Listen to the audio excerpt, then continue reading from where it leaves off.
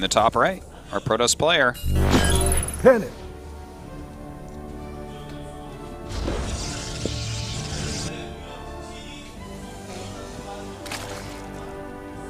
And his opponent to the bottom left. He'll 6-pool your mom. He is. Sean. 10-pool, by the way, this time.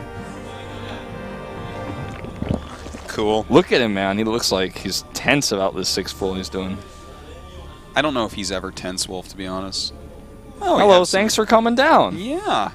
Some foreign fans here. GSL attracts people of all ages. Yes. Keep him away from your mom. He's going to 6-pool. Well, Extractor cancels here. This is, see how this does. It is a gateway expand, and the thing is, Panic's being kind of smart this time. If you're going to go for a gateway against Shine, maybe you want to make it at your ramp like this. Yeah. Maybe you want to make the wall in. Thing is, the very initial defense might be a little bit tough, but we'll see. Yeah, the gate being far away from the mineral line means that if you lose that pylon, you've got to protect that pylon. You'd pull your probes away. Yeah, and if you mine lose less. the pylon, it's like game over. Like, well, it's not game over. You'll live, but it's going to do a lot of damage to you. Well, Shine is getting the worst scouts, right? His Overlord scout's wrong, and his drone scout at the bottom right is incorrect as well. And then on top of that, when he gets to the bottom right and sees that his opponent's cross spawns, he'll be like, "Oh, cross spawns is the worst spawns for this build." So he's going to be. Is it the worst, or in Shine's view, is it the best? Well, I would say it's the worst, right? I mean, yeah, I would too. Here we go. The Lings actually see this probe, and, well, at least he has some advance notice. He can Chrono Boost his all out immediately. Yeah. And he does do exactly that. He could even like put a pylon there to make the tight wall and cancel it. It's like a bit. The Zealot should be out right before. Yeah, I think he's going to be fine. Or maybe. Yeah, he's right before. Just barely. There you go. All right, so, I mean, we've all seen exactly this before. He's going to have to Chrono Boost out another unit.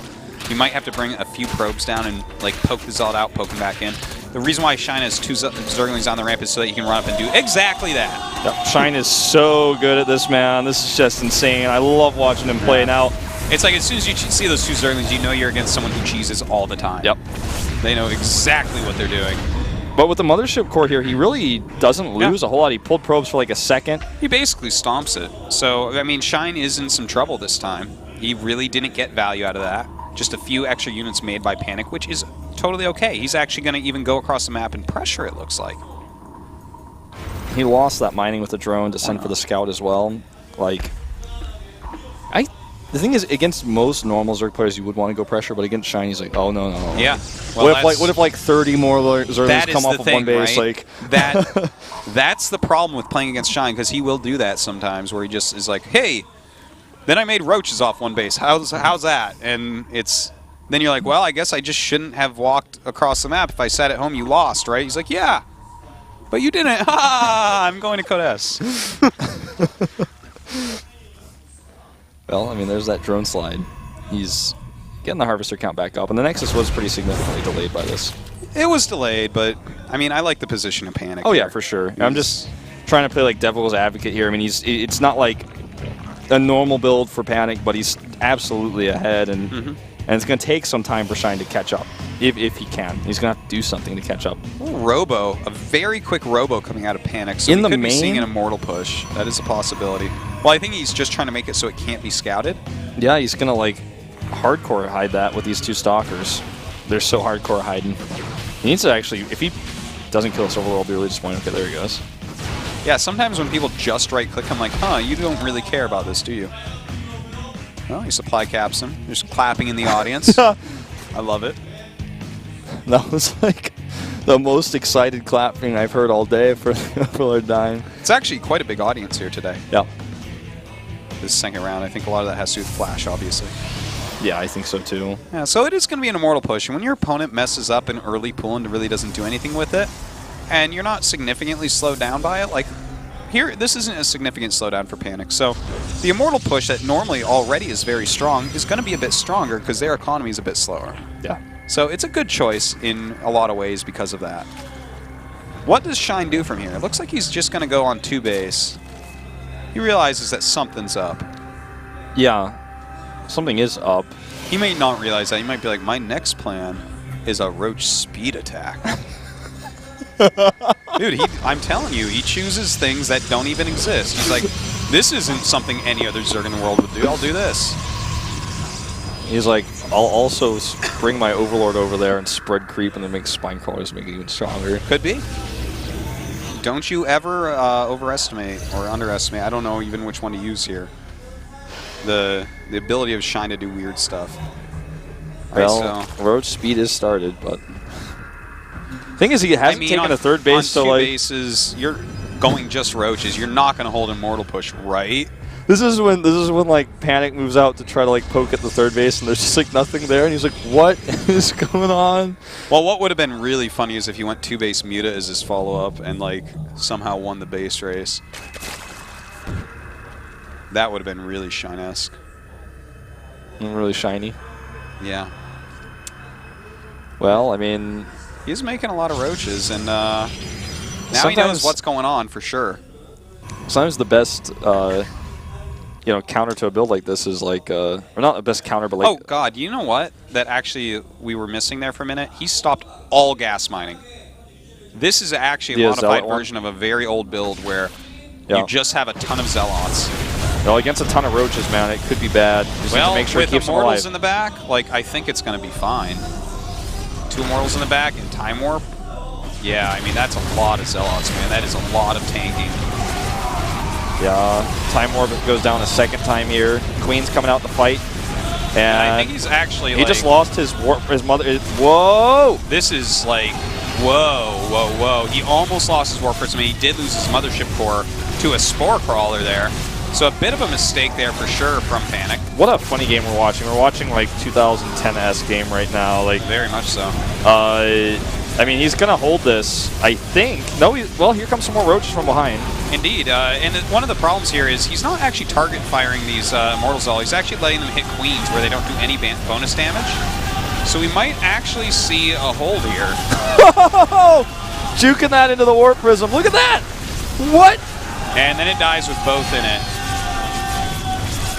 Well, guys, Shine's going to win the game. I gotta say something here, Wolf. Impressed I am not with Panic's play here today. I told you his PVZ is terrible. I hesitate to call anything terrible, but statistically, that is to say. Not. No, I mean, it wasn't Code-esque quality. And you can actually see that he's a bit embarrassed about how that went. Like, he didn't micro it well. He wasn't targeting. He lost almost 2 flying units that had no business being that close to a Spore Crawler. Yeah, like, that was like... It's not as if he needed the extra damage output from the Mothership Core. I mean, this was a fail of an attack. Now, what would make this perfectly Shine would be if he just attacked across the map with only Roaches and never took third base. Like, just attacked back. Well, he's making a third hatch near mineral patches. That doesn't mean it's a third base. Not for Shine. That's true. That could mean anything, Wolf. Well, he's getting burrow movement. That's how he gets through. Gets underneath those Immortals. What are you going to do then, Immortal? Well, he needs to be careful still.